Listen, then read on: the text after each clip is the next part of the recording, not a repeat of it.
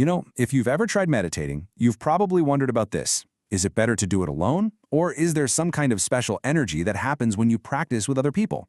Well, today, we're diving right into the power of group meditation to figure that out. So, let's just get right to the big question. Should you meditate in a group? Is it a powerful spiritual tool, or is it kind of just a nice social thing to do? Well, the short answer is a big, resounding yes. The benefits are absolutely real, and they can be incredibly deep. But, and this is a big but, it's not quite as simple as just popping into any old meditation circle. Okay, so what's the first major benefit? Honestly, it's the sheer power of the group to inspire you and to keep your own personal practice going strong. It's like having a built-in motivator that keeps you on track. And this is where it gets really interesting, how these benefits just ripple outwards. I mean, it starts by inspiring you to push forward. But then, something pretty magical starts to happen. The quiet minds in that room, they start to mingle. They reinforce each other, and it actually deepens everyone's individual experience.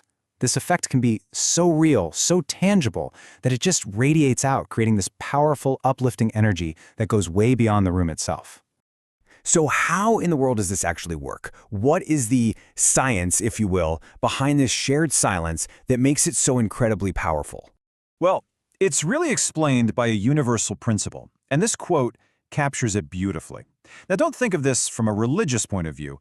Think of it more as a description of a fundamental spiritual law. It applies any time people come together with a shared, high-minded purpose. And here's the core idea. When a group of people get together with that shared spiritual goal, that high ideal for truth, their collective consciousness gets stimulated. It literally begins to rise, creating an effect that's so much greater than what any one person could do alone. And listen, this isn't just some vague concept. No, it's something you can actually feel. People who do this often talk about a silence that feels way deeper than what they can get by themselves. A sense of bliss just seems to fill the entire room. It's a really noticeable effect that just proves the power of that shared intention. Okay, so that power is very real. But here's where we have to pump the brakes for a second and make a crucial distinction. Not all group meditations are created equal, mainly because they don't all have the same goal. Let's break this down. So on one side, you've got silent mantra meditation. Its whole purpose, its entire reason for being, is to take you inward, towards pure bliss, as fast and as efficiently as possible. Any outside sound, talking, music, chanting, it actually gets in the way. But then, on the other side, you have styles that use those very things. Guided meditations, chanting, drumming circles. These are totally different procedures, and they have their own amazing benefits too. So what's the bottom line here? It's not that one style is better than the other. Not at all. They're just not compatible. You've got to be crystal clear on what the group's goal is before you jump in. Are you trying to go deep into silence, or are you looking for a more expressive, outward kind of practice? And all of this leads us to what is quite possibly the most important message in this whole discussion. No matter how incredible group meditation is, it is never, ever a substitute for your own personal practice. So let's be really clear about what we mean by primary practice. This is your core. It's your non-negotiable, twice-a-day, sacred trip inward. This personal commitment, well, it's considered the absolute surest and most reliable path to enlightenment. Think of it like this. Your daily practice, that's the foundation. It's the rock. It has to be your #1 priority because it keeps your spiritual destiny in your own hands.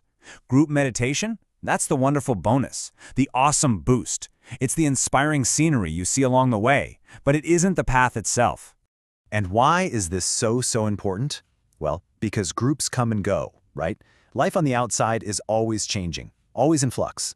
But your daily routine, that becomes an inside part of your life. It's the constant you can always rely on, the anchor that doesn't depend on what's happening out there in the world. So let's bring this all home. What's the big takeaway? How do you actually use both of these powerful practices? Well, it really all comes down to realizing where the true power is located. So here's your game plan. First, every single day, you build your spiritual house on the solid rock of your own individual practice. Step 2, go ahead and use group meditations as that wonderful, inspiring boost. Enjoy that scenery. And finally, step 3, when you do join a group, remember you're not just there to get something, you're there to give something.